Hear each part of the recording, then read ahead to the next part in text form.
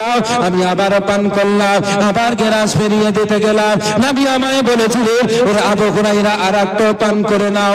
এইভাবে আমি পান করি, গ্লাস ফিরিয়ে দিতে যাই, আমার মায়ের নবী বলে, ওরে আবু হুরায়রা আরেকটা পান করে নাও, আরেকটা পান করে নাও। এইভাবে নবী আমার বারবার বলতে থাকে। শেষ পর্যন্ত আমার বিশ্ব নবীর কাছে আরজ করেছিলাম, ইয়া রাসূলুল্লাহ, ইয়া হাবিবাল্লাহ, নবী গো, আমার দ্বারা আর পান করা সম্ভব নয়। ধরে বলুন সুবহানাল্লাহ।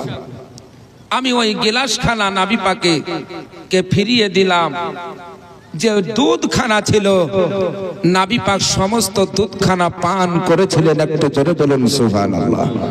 বিরাদার, আমার বলার উদ্দেশ্য হলো যে দয়ার নবী পয়গম্বরে আদম সাল্লাল্লাহু আলাইহি ওয়াসাল্লামকে আল্লাহ জগতের বুকে সারাপা মুজিজা করে, সারাপা মুজিজা করে পৃথিবীর বুকে পাঠিয়েছেন। তাই তো রহমাতুল লিল আলামিন নবীজি পয়গম্বরে আদম এত নবী রহমত যে এক গিলাস দুধ আপনার সমস্ত সাহাবায়ে কেরামদের পান করিয়েছিলেন। একটু জোরে বলুন সুবহানাল্লাহ। ব্রাদারান ইসলাম, সেই জন্য মহান রব্বুল আলামিন বলেছেন, কদ জাআকুম বুরহানুম মির রাব্বিকুম, নিশ্চয় তোমাদের নিকটে আল্লাহর তরফ থেকে একটি দলিল এসেছে, একটি মুজিজা এসেছে। এই মুজিজা হচ্ছে আপনার আমার নবী। বিরাদার, এ নবী কত আল্লাহ পাওয়ার দিয়েছিল। নবী পাক এত পাওয়ারফুল হওয়া সত্ত্বেও মক্কার মানুষেরা, মক্কার মুশরিকেরা, মক্কার বেদিনেরা নবীকে কত কষ্ট দিয়েছিল, নবীকে কত আঘাত করেছিল, নবীকে কত যন্ত্রণা দিয়েছিল। নবী পাক সমস্ত কষ্ট, ব্যথা, বেদনা সহ্য করেও নবী পাক ইসলাম প্রচার করেছিলেন। নবী পাক ইসলাম প্রচার করা বন্ধ করেননি। মক্কার কাফেরদের জন্য কোনদিন আযাব চাননি। একটু জোরে বলুন সুবহানাল্লাহ। নবী পাক যখন 40 বছর বয়সে ইসলাম প্রচার আরম্ভ করেছিলেন, 40 বছর বয়সে যখন ইসলাম প্রচার আরম্ভ করেছিলেন, আল্লাহর হুকুম এলো, হাবিব আপনি ইসলাম প্রচার আরম্ভ করুন। দয়ার নবী ইসলাম এমন ভাবে প্রচার 3 বছর পর্যন্ত গোপনে গোপনে ইসলাম প্রচার করেছিলেন। সেই সময় নবী পাক যখন ইসলামের দাওয়াত দিয়েছিলেন, মা খাদি মেয়েদের মধ্যে সর্বপ্রথম মা খাদিজাতুল কুবরা ইসলাম ধর্ম গ্রহণ করেছিলেন। যারা বলুন সুবহানাল্লাহ। পুরুষদের মধ্যে সর্বপ্রথম হযরতে সাইয়্যিদুনা আবু বকর সিদ্দিক ইসলাম ধর্ম গ্রহণ করেছিলেন, এবং বালকদের মধ্যে সর্বপ্রথম হযরতে সাইয়্যিদুনা আলী শেরে খোদা, মুশকিলে কুশা, হায়দারে কাররার ইসলাম ধর্ম গ্রহণ করেছিলেন। যারা বলুন সুবহানাল্লাহ। এবং গোলামদের মধ্যে সর্বপ্রথম যিনি ইসলাম ধর্ম গ্রহণ করেছিলেন, তার নাম হচ্ছে হযরতে যায়েদ বিন হারিসা। ব্রাদারান ইসলাম, এইভাবে নবী পাক নবুয়ত প্রকাশ করার পর থেকে 3 বছর পর্যন্ত গোপনে গোপনে ইসলাম প্রচার করেছিলেন, ছুপিয়ে ইসলাম প্রচার করেছিলেন। এইভাবে এক এক করতে করতে যখন আপনার 38 থেকে 39 জন ব্যক্তি ইসলামের ছায়াতলে আশ্রয় নিয়েছিলেন, এমত সময় একদিন আবু বকর নবীর কাছে গিয়ে বলেছিলেন, ইয়া রাসূলুল্লাহ, ইয়া হাবিবাল্লাহ, নবী গো, আপনি একটু অনুমতি দিন, আমরা এইভাবে আর কতদিন ইসলাম ছুপিয়ে রাখবো? আপনি আমাদেরকে অনুমতি দিন, আমরা প্রকাশ্যভাবে বাইতুল্লাহ গিয়ে নামাজ পড়ব এবং ইসলাম প্রচার আরম্ভ করব।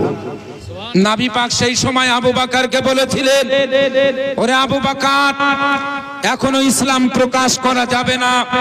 ইসলাম প্রকাশ করলে মক্কার কাফেরদের অত্যাচার সহ্য করা যাবে না। ওরে আবু বকর, এখনো আমাদের ইসলাম ছুপিয়ে রাখতে হবে। আল্লাহর নবী পয়গম্বর আদম সাল্লাল্লাহু আলাইহি ওয়াসাল্লাম হযরত আবু বকর সিদ্দিক রাদিয়াল্লাহু তাআলা আনহুকে আপনার জানা বলেছিলেন, আবু বকর, এখনো ইসলাম প্রকাশ করা যাবে না, আমাদেরকে এখনো ইসলাম প্রকাশ প্রকাশ করা যাবে না, মক্কার কাফেরদের অত্যাচার সহ্য করা যাবে না। আল্লাহর নবীর সাহাবী হযরত আবু বকর রাদিয়াল্লাহু তাআলা আনহু বিশ্ব নবীর কাছে বারবার আবেদন করেছিলেন, ইয়া রাসূলুল্লাহ, ইয়া হাবিবাল্লাহ, নবী গো, আপনি একবারের জন্য অনুমতি দেন, একবারের জন্য অনুমতি দেন। আল্লাহর নবী পয়গম্বর আদমের কাছে যখন বারবার অনুমতি চেয়েছিলেন, আমার দয়ার নবী, মায়ার নবী, রহমাতুল লিল আলামিন নবী যে আবু বকরকে বলেছিলেন, ওরে আবু বকর, তুমি যখন বারবার অনুমতি চাইতেছো, ওরে আবু বকর, যা তোমায় অনুমতি দিয়ে দিলাম, বাইতুল্লাহ গিয়ে নামাজ আদায় করো, প্রকাশ্য ভাবে ইসলাম প্রচার করো।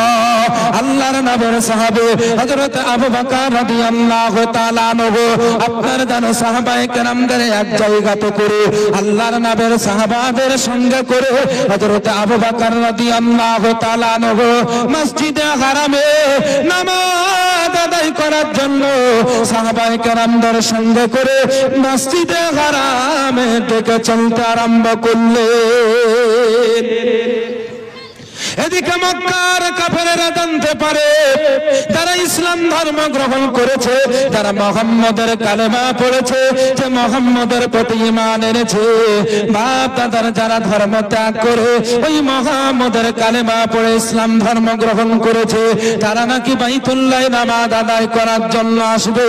তারা তখন নামাজ আদায় করার জন্য আসবে, বাইতুল্লাহকে চতুর্দিক থেকে ঘেরাও করে ওই মুসলমানদের উপর অত্যাচার করতে হবে, মুসলমানদের প্রতি নির্যাতন করতে হবে, মুসলমানদের উপর জুলুম করতে হবে।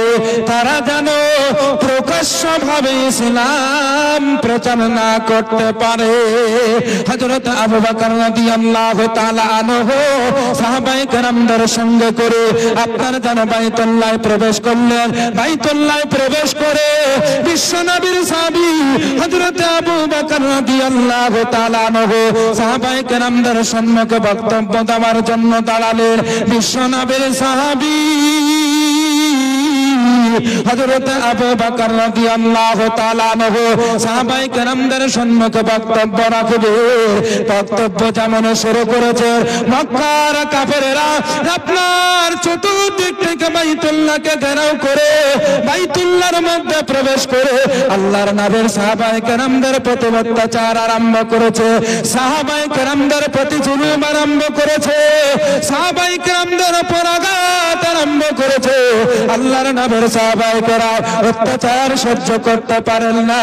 সাহাবায়ে কেরাম আপনার জানো দেখবা দেখে ছোট ছোট ছোট ছোট পালিয়ে যায়। আল্লাহর নবীর সাহাবী হযরত আবু বকর রাদিয়াল্লাহু তাআলা আনহু আপনার জানো বাইতুল্লাহর মধ্যে আছে একজন কাফের। হযরত আবু বকর রাদিয়াল্লাহু তাআলা আনহুর যেন কপালে একটা আঘাত করেছিল, আবু বকরের কপালে আঘাত করেছিল। আবু বকরের কপাল খানা ঘাইল হয়ে যায়, রক্তের ফোঁটা ছুটতে আরম্ভ করে। হযরত আবু বকর রাদিয়াল্লাহু তাআলা আনহুর পুরা সঙ্গের রক্তে রঙ্গন হয়ে যায়। জোরে বলুন সুবহানাল্লাহ। পুরা শরীর রক্তে রঙ্গন হয়ে যায়। হযরত আবু বকর রাদিয়াল্লাহু তাআলা আনহু আপনার জানো আপনার আবু বকরের জ্ঞান হারিয়ে যায়। আবু বকর রাদিয়াল্লাহু তাআলা আনহু জ্ঞান হারিয়ে ফেলে মসজিদে হারামের পাশে জমিনে লুটিয়ে পড়েন। হযরত আবু বকর রাদিয়াল্লাহু তাআলা আনহুর গোত্রের মানুষের নাম আবু বকরের গোত্রের নাম ছিল বানি তামিম। বানি তামিম গোত্রের মানুষের কাছে খবর পৌঁছালো আবু বকর জ্ঞান হারিয়ে জমিনে পড়ে আছে। মক্কার মানুষেরা, মক্কার মুশরিকেরা আবু বকরকে এত মেরেছে, এত মেরেছে, এত মেরেছে, আবু বকর জ্ঞান হারা হয়ে জমিনে পড়ে আছে। আল্লাহর নবীর সাহাবী হযরত আবু বকর রাদিয়াল্লাহু তাআলা আনহুর গোত্রের মানুষের কাছে যখন খবর পৌঁছে দিল, আবু বকরের গোত্রের মানুষেরা ছোট ছোট বাইতুল্লাহর কাছে এসে থাকে।